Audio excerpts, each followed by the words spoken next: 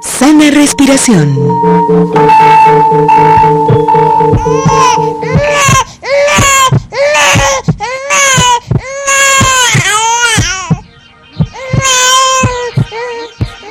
El ser humano respira 12 veces por minuto, 17.280 cada 24 horas y 6.307.200 por año.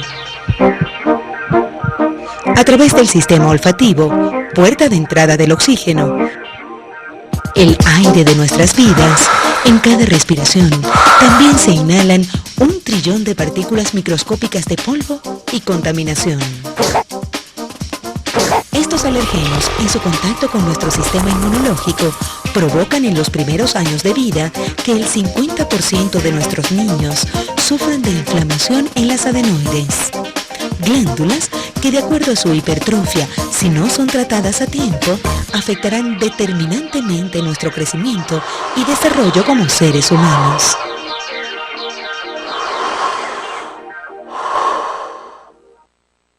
Bueno, lo primero a saber, las adenoides son un tejido linfático que crece en la parte de atrás de la nariz, ¿ok? Que sería la rinofaringe.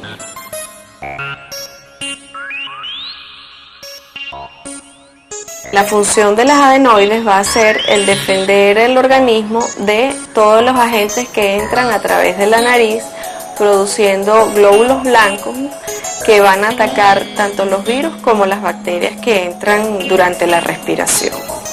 Conjuntamente vamos a tener las amígdalas tubáricas que crecen en la comunicación del oído con la nariz, que son las amígdalas tubáricas, como dije.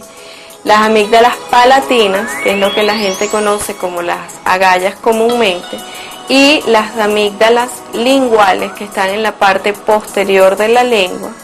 Y sumado a eso tenemos un conjunto de folículos linfáticos que van a estar distribuidos en todo lo que es la parte de la faringe, que van a cumplir la misma función, y eso conforma lo que se llama el anillo de Waldeyer.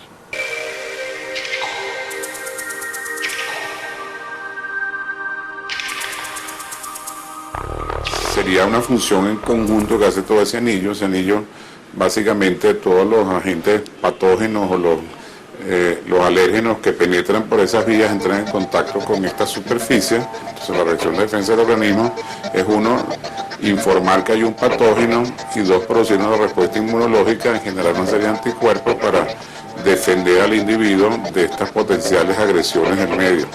Entonces, cuando el grado de crecimiento es anormal o se acelera en relación al tamaño del niño, es que hablamos de hipertrofias patológicas. Entonces, por ejemplo, si esta es la adenoides y esta es una adenoides de adulto, la adenoides de niño puede crecer aproximadamente hasta un 50% en los 5 o 6 años.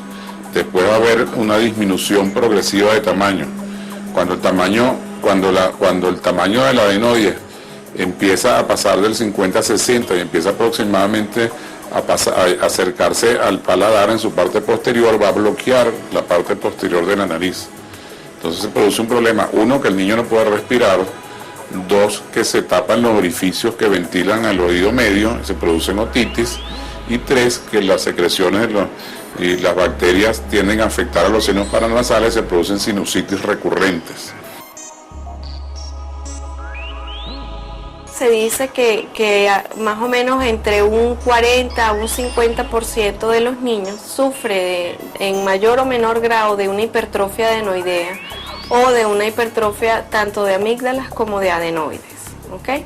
Eso está asociado mucho al clima que nosotros tenemos, porque nosotros siempre tenemos una estación seca o lluviosa que se alterna con la seca.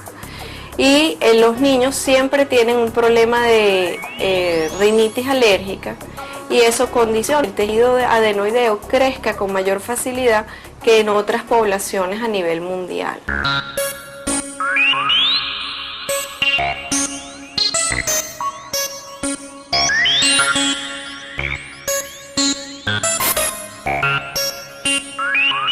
Y la adenoide funciona produciendo hemoglobinas secretoras, hemoglobinas tipo A, que son muy importantes para la defensa contra todas las bacterias que agreden sobre todo a los niños en los primeros años de vida, prácticamente entre los 2 y los 6 años es cuando más problemas de infecciones de este sistema se presentan, de fallas del sistema, cuando son más agredidos por el medio externo, porque el niño está construyendo su sistema inmunológico para vivir después como un joven y un adulto una vida sana.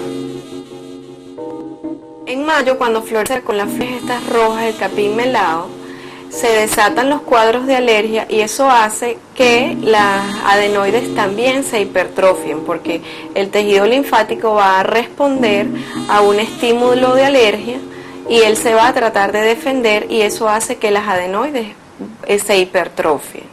Y en diciembre, con el frío,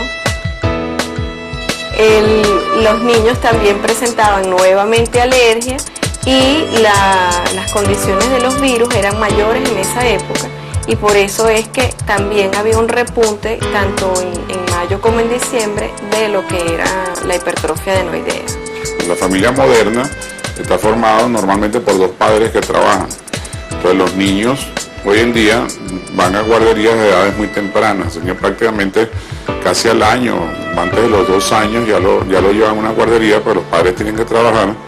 La guardería está rodeada de muchos otros niños y están expuestos a un componente de socialización y de un contacto con bacterias y alérgenos que no tenían antes.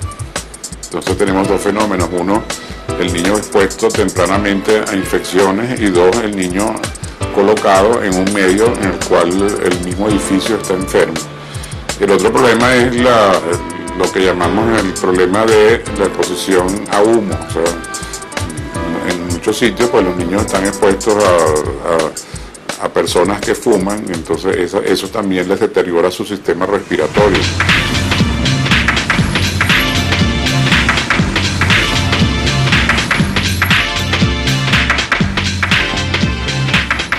La contaminación hace que las personas se vuelvan alérgicas o aquellos que tienen una predisposición genética tengan cuadros de rinitis alérgica a repetición y eso hace también que las adenoides se hipertrofien. En un paciente lo que se propone es que hay un paciente genéticamente predispuesto, bien sea por factores hereditarios o propios del individuo, que sometido a ciertos factores ambientales que pueden ser aeroalergenos, pueden ser contaminantes, etcétera, hace un proceso inflamatorio, por ejemplo, de las vías aéreas. Y eso es lo que conduce a la rinitis o al asma bronquial. Entonces, es un compendio de varios factores, entre ellos factores genéticos, factores ambientales, factores inflamatorios, etcétera. Yo toda la vida he sufrido de rinitis alérgica. He tenido sinusitis crónica, se puede decir, pero no infecciosa, pero sí rinosinusitis. Mis 2 hijos, han sufrido desde pequeños de asma y rinitis que han ido empeorando poco a poco hasta que me le descubrieron que eran las adenoides. Si yo tengo una familia, padre y madre, que son muy atópicos, por ejemplo, el papá es asmático severo y la madre es rinítica, pues las posibilidades de que ellos tengan descendencia con enfermedades alérgicas es muy alta. En agosto me presentó otra infección respiratoria que empezó con una sinusitis y después me dijeron que tenía principio de neumonía en el mismo cuadro. Y bueno, posteriormente ha venido sufriendo de la nariz, todavía se está trabajando, la doctora Julia está trabajando directamente con un inmunólogo alergólogo que me los tiene controlado y tengo que ir cada mes para ver cuál es su evolución, si está mejorando, si está empeorando. De allí la importancia para nosotros como neumólogos y como pediatras de hacer el diagnóstico lo más rápido posible, medicar lo mejor posible de acuerdo a cada caso, en cada paciente y a las condiciones individuales de cada uno, y en el momento que se plantee un diagnóstico que requiera la referencia al otorrino, hacerlo, ya que hay una primera fase de la enfermedad, dependiendo del grado de compromiso, de crecimiento y de producción de moco de estas glándulas, que va a ser de manejo netamente médico a través de descongestionantes, a través de medicación, que puede controlar en forma importante el problema. Sí, generalmente lo que ocurre primero son que los niños empiezan a presentar cuadros gripales a repetición. Son niños que tienen moco a través de la nariz continuamente. Son niños que van a roncar durante la noche o durante el sueño. Cada vez que se duerme, la mamá te dice, duerme con la boca abierta, roncan. Respiran durante el día todo el tiempo con la boca abierta y siempre están moqueando o babeando. En un mes le dura una gripe, se le quita a los 15 días, después vuelve otra vez. Lo detecté más porque notaba que en las noches él roncaba mucho, bueno, roncaba como un león. Entonces, otros motivos de consulta van a ser dolores de garganta porque la boca va a estar seca, va a haber mayor infecciones respiratorias, va a haber secreciones posteriores, puede haber problemas de tos, inclusive dolores de cabeza. Esos son síntomas que de una u otra manera se relacionan a la respiración por vía oral y a la obstrucción respiratoria nocturna. Aquí tenemos básicamente el patrón de respiratorio, el que debe ser normal, que es el patrón respiratorio por la vía nasal, y el patrón respiratorio anormal que se desarrolla en casos de problemas adenoides, que es el patrón respiratorio oral, que es este que está aquí. Ok, entonces, ¿cuál es el motivo de consulta habitual? ¿Qué es lo que notan los padres cuando tienen problemas los niños? Básicamente, un niño que tiene la boca abierta y que ronca de noche. Entonces, es un niño que está tapado, un niño que tiene lo que llamamos un síndrome de apnea nocturna, y ese es como el primer signo de alerta que debe tener el niño. Mi hijo comenzó a presentar ciertos ronquidos en la noche. Al principio pensé que era igual, más o menos tenía como unos 5 o 6 años y creí que a lo mejor era una gripe que había contraído. Hace como 3 o 4 años empecé a sentirme en las noches ahogado, empecé a necesitar agua, sentía la boca seca. Pero estos ronquidos continuaron y cada vez se hacían más frecuentes, le producía falta de aire, había mucha cantidad de flema, como moco a ese nivel. Hasta que mi mamá un día me llevó con el médico y me llevó con otro doctor, un otorrino. Les explico lo que es una apnea del sueño.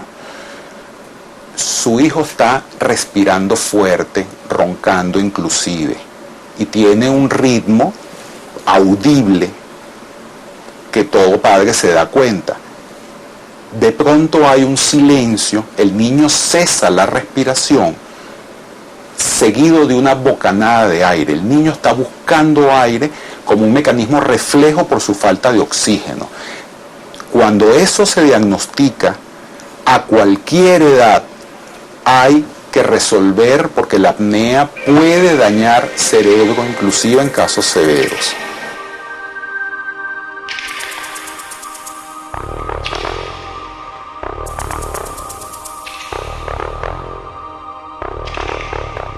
Otra presentación muy común en la consulta diaria es el niño que presenta otitis a repetición, otitis o sinusitis a repetición.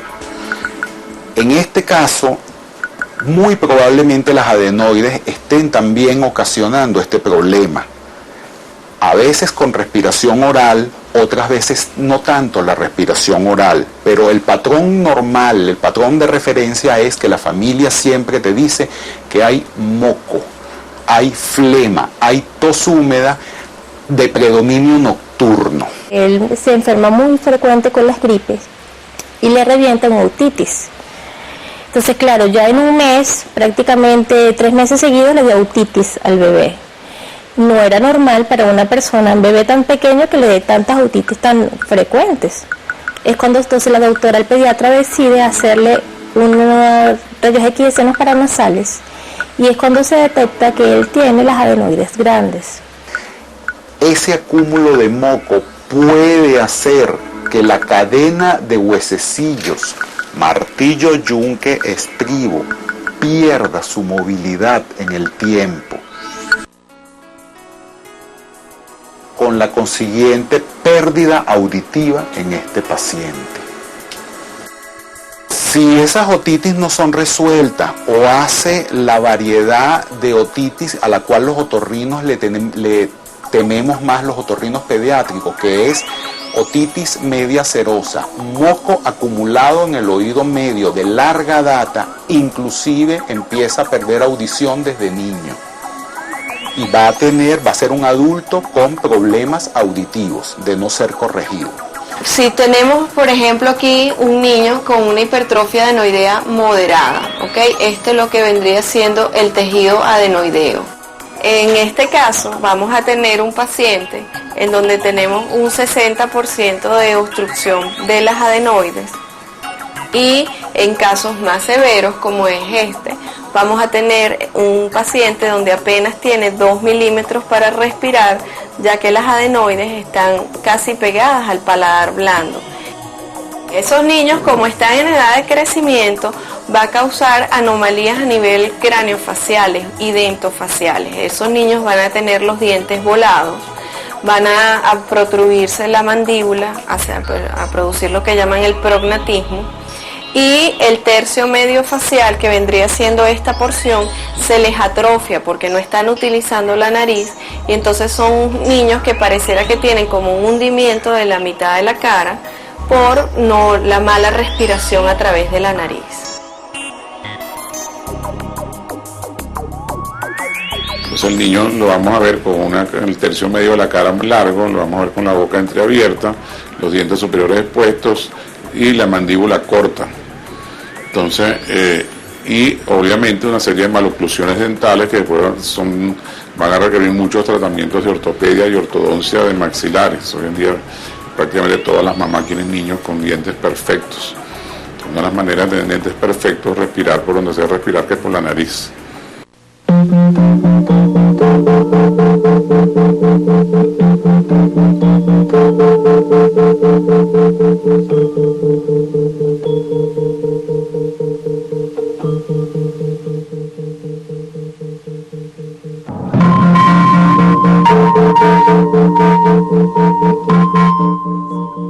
Sana respiración.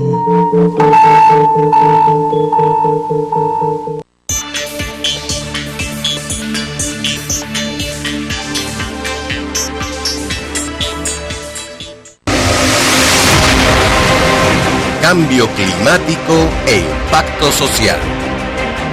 Los glaciares, arrecifes de coral y la selva amazónica, considerados sistemas vitales en América Latina y el Caribe, presentan una situación crítica y probablemente irreversible, producto del cambio climático, según un informe de la Organización Meteorológica Mundial, OMM. Esta organización prevé un desmejoramiento en las zonas de los ecosistemas naturales, sus poblaciones, lo cual dificultará las cosechas, el suministro de alimentos y de agua. Sin duda alguna, esto implicará un retroceso en la lucha contra la pobreza, la inseguridad alimentaria y la reducción de las desigualdades. Miles de personas han fallecido o se han desplazado forzosamente a causa de sequías, olas de calor y frío, ciclones tropicales y crecidas. Los Andes, el noreste de Brasil, Chile y los países del norte de América Central son algunas de las regiones más sensibles a las migraciones climáticas.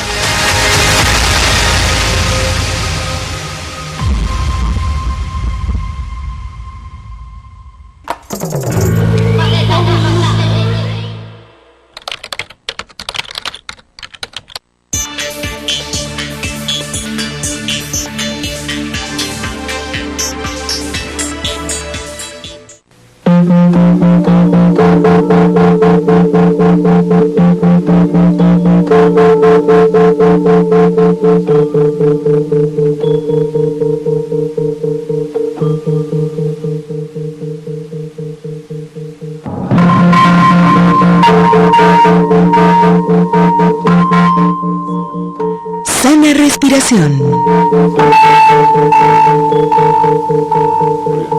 El respirador oral, el que por algún motivo no puedo respirar por la nariz o respirar por la boca, y el aire va a ir sin ningún tipo de preparación directamente a la vía respiratoria. Entonces esa situación va a condicionar problemas de infecciones respiratorias bajas y va a condicionar movimientos anormales de la lengua y de los órganos respiratorios, que condicionan a su vez deformidades de todo el sistema de la cara y todas las estructuras del tracto respiratorio superior, que eventualmente llevan finalmente a lo que denominamos cara de adenoideo, facies adenoidea.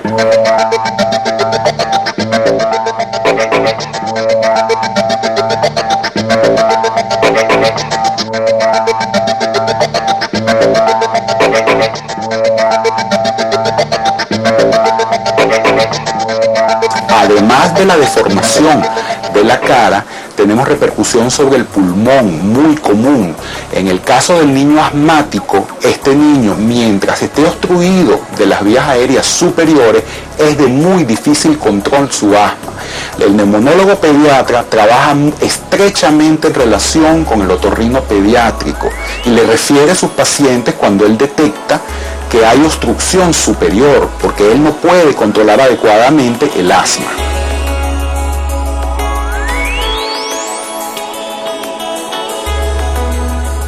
Muchísimos de estos niños, cuando tienen un problema respiratorio superior, se ven afectados en vías aéreas inferiores y muchos de ellos hacen hiperreactividad en bronquios, secundario a una obstrucción de vías aéreas superiores, que es importante resolver, porque en la medida en que la entrada del aire sea efectiva en vía aérea superior, el pulmón abajo va a trabajar de manera adecuada. No puede el pulmón trabajar bien si la nariz no permite el paso efectivo del aire, cuya función vital para el pulmón es justo intercambiar oxígeno por CO2. Pero si no entra suficiente oxígeno para ser intercambiado, el pulmón trabaja mal. A nivel de corazón, lo que se va a encontrar es un aumento del trabajo de mi corazón derecho. La llamada válvula pulmonar, la que va para mi pulmón, está trabajando sobre una presión aumentada. Y es frecuente ver en los estudios radiológicos preoperatorios o en la valoración cardiovascular en los casos seleccionados cómo la arteria pulmonar se encuentra levemente hipertrófica. En casos muy severos, esto puede repercutir sobre el sistema hemodinámico, sobre la circulación del niño. Y los padres te dicen, yo no puedo dormir tranquilo porque el niño de pronto se me despierta en la noche asfixiado o deja de respirar por periodos de 30 segundos y entonces el padre se tiene que despertar para parar al niño y que vuelva a respirar nuevamente. Eso obviamente en lo que aqueja al niño, la madre se ve desesperada, angustiada y preocupada, porque no solo va a tener un sueño reparador y recuperador, sino que además le va a trastornar en la efectividad que al día siguiente en el área escolar va a ser un niño que por no haber dormido no va a tener un buen rendimiento al día siguiente. Lo otro es que hasta los niños más pequeños inclusive se pueden ver afectados a la hora de la alimentación. Esto va a afectar muchísimo su crecimiento, su desarrollo pondoestatural. A la larga la madre va a ver que el rendimiento nutricional del niño no es el más efectivo.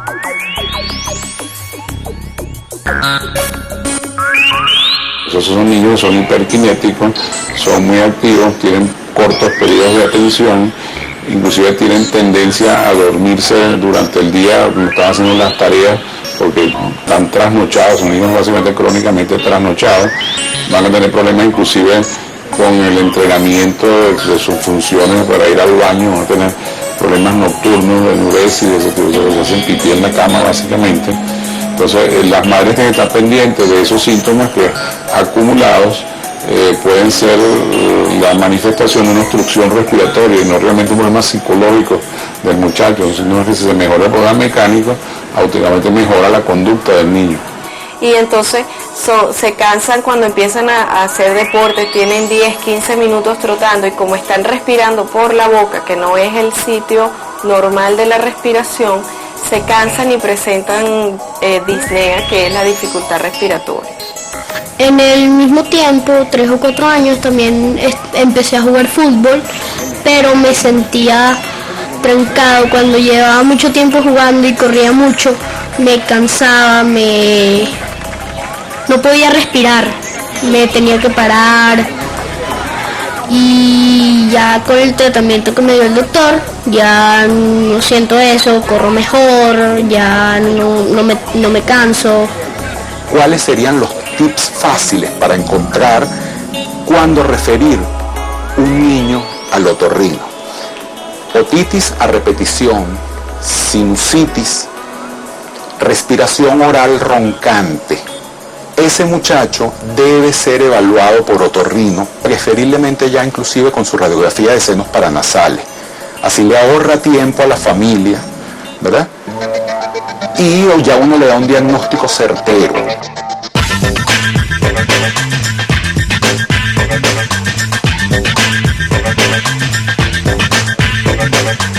Realmente el niño empezó con estados gripales muy continuos. Se le llevó al pediatra para hacer su evaluación de rutina. Se le mandaron antialérgicos, antibióticos durante mucho tiempo, o para ser más exacto, en un año tenía episodios, 4 o 5 episodios de gripe. Se mezclaban con rinitis alérgica, muchísimo congestionamiento nasal, sobre todo en la parte nocturna. Había que nebulizarlo, colocarle suero fisiológico. Eso se mantuvo más o menos por un periodo de 2 años, en lo cual la pediatra decidió remitirlo al otorrino para una evaluación general. Esto hace que los pacientes o los padres de nuestros pacientes consulten, repito, a diferentes especialistas y van de un sitio a otro buscando una solución definitiva. Pero precisamente esa inconstancia hace que un solo médico no pueda hacer la guía y la supervisión y la evolución de ese niño, y a la larga terminamos o tratando de forma inadecuada, o errando en los diagnósticos, o modificando terapias porque no se termina por conocer al paciente, y llegando tarde al diagnóstico cuando ya hay cambios importantes, no solo en la fase del paciente, sino en el funcionalismo pulmonar, en el funcionalismo cardíaco, en el funcionalismo digestivo, en el crecimiento del paciente.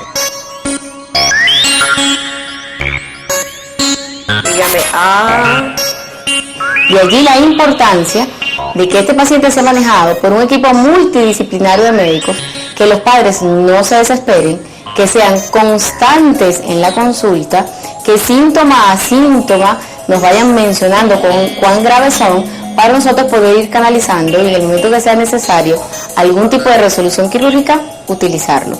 En los casos de los neumonólogos, pues pasa igual que en los casos de asma.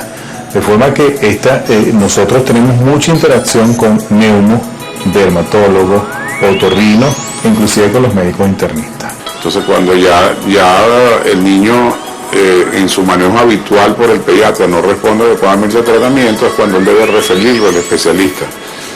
Y el especialista a su vez tiene la obligación, de tratar de determinar la etiología y el origen de este exceso de infecciones, porque no necesariamente va a ser un problema de adenoides o amígdalas o de otitis. Puede haber otras patologías que sean menos comunes y más difíciles de identificar y que requieren evaluaciones especializadas. Existen unas pruebas que son las pruebas in vivo, que se le hacen al paciente directamente, son las pruebas de hipersensibilidad inmediata, que es simplemente colocarle en el brazo, en la mayoría de los casos, los alergenos que se sabe están relacionados con los procesos alérgicos. Ahí están alergenos ambientales, pueden ser alergenos alimentarios, por ejemplo.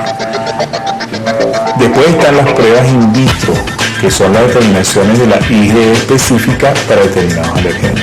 Y después están en el laboratorio también, se hace por ejemplo la hematología para ver si hay eosinófilos aumentados en sangre, la citología nasal para ver si hay eosinófilos en el frotis nasal, la inmunoglobulina E para saber cuánto es el componente alérgico de ese paciente con respecto a inmunoglobulina, o las otras inmunoglobulinas en caso de que uno esté con enfermedades inmunológicas.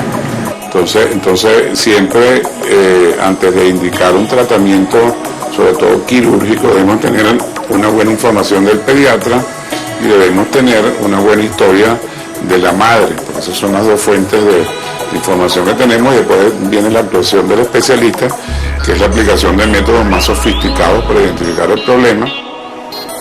Y finalmente terminamos con la endoscopia nasal para ver las adenoides. Este es un endoscopio nasal rígido que se utiliza para ver toda la fosa nasal. Aquí vamos a encontrar un gran paquete adenoideo ocupando la parte posterior de la rinofaringe o de las fosas nasales, y hay abundante secreción de moco, en donde vamos a ver que es una obstrucción de moderada a severa. El paquete adenoideo está casi en contacto con el tabique nasal y obstruye el paso de aire hacia las fosas nasales. Igualmente en los cortes coronales vamos a ver como apenas queda un 30% de luz entre lo que sería el paquete adenoideo y la base de la lengua para que el paciente respire. Hay una primera fase de la enfermedad, dependiendo del grado de compromiso, de crecimiento y de producción de moco de estas glándulas, que va a ser de manejo netamente médico a través de descongestionantes, a través de medicación, que puede controlar en forma importante el problema. Igualmente se le indicó un tratamiento médico de antialérgicos, pus nasales y Ventide. Gracias a Dios con el tratamiento fue remitiendo la enfermedad y hoy ya casi con 10 años no necesita ninguna intervención porque su cuadro está más o menos controlado.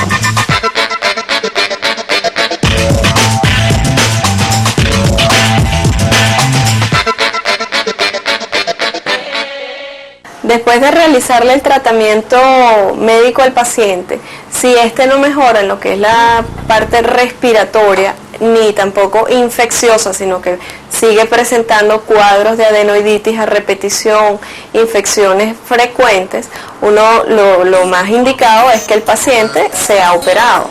Y ya bueno, ya el solo hecho de que tenga más dificultad respiratoria creo que es bastante considerable como para realizar una operación. Y también el hecho de estar utilizando tantos antialérgicos o tantos medicamentos con tanta frecuencia, pues por supuesto es un punto muy importante a la hora de decidir. Pero él tiene el 75% de las adenoides muy grandes y el paso es muy poco. Estamos esperando que él cumpla de los 2 años de edad para poder ser intervenido con su médico tratante, que ella decida cuándo va a hacer la intervención.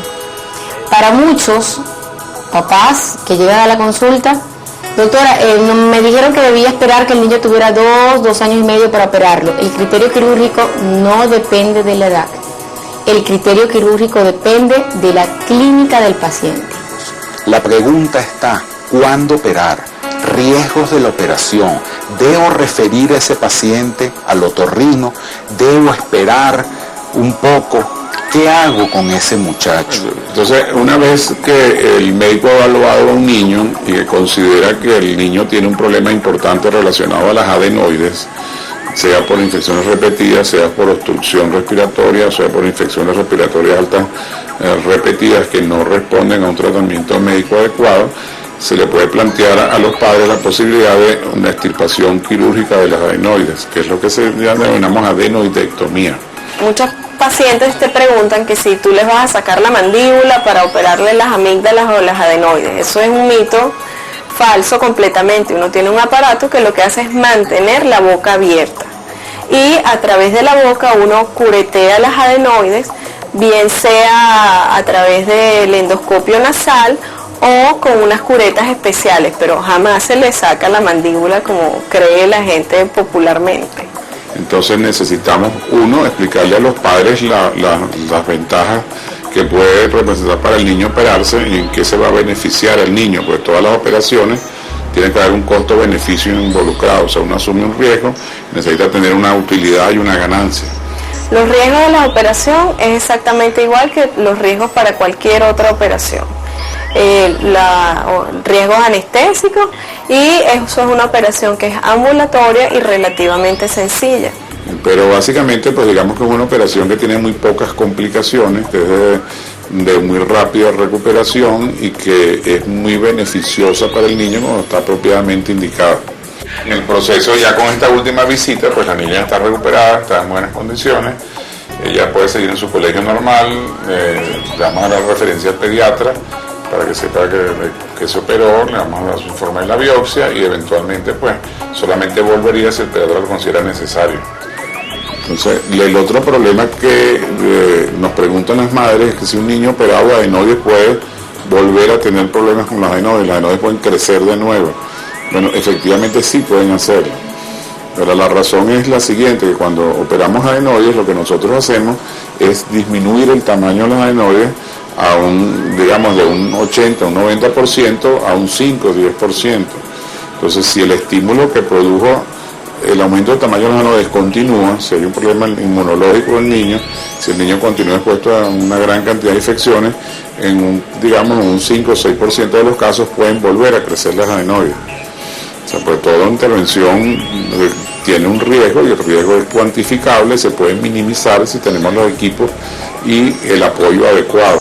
Realmente hay que poner sobre la balanza el bienestar del niño o de la niña y realmente tomar una decisión a tiempo. Porque uno no sabe que pueda tener, ellos son tan pequeños que no saben expresarse, qué es lo que sienten y qué es lo que puedan presentar para ese momento. Que estén pendientes si están respirando bien, si hay bastantes secreciones, y llevar al niño frecuentemente al pediatra y comentarle la sintomatología que tienen. Que lo único que hay que buscar es el tratamiento para que ellos mejoren su calidad de vida y bueno, sería la última opción operarles las adenoides. Estén pendientes desde el primer día en que nace, incluso ya que cuando duermen es donde uno se da cuenta. Siempre vuelvan a su pediatra. Dejen que su pediatra sea el juez de cada caso. Si el pediatra lo considera importante, referirlo al otorrino para que sea uno el que determine si es necesario operarlo o basta con realizarle tratamiento médico. La recuperación generalmente es la mejor de todas las recuperaciones. Es más el susto de nuestros padres que lo que en sí encierra la brillante recuperación que tienen nuestros adorados pacientes pediátricos que entran a un acto clínico en la mañana y en horas de la tarde están en su casa corriendo, jugando y felices y con la mejor de la sonrisa, dispuestos esa noche a no roncar más. Consulta a un especialista. De una sana respiración depende la salud de tu familia.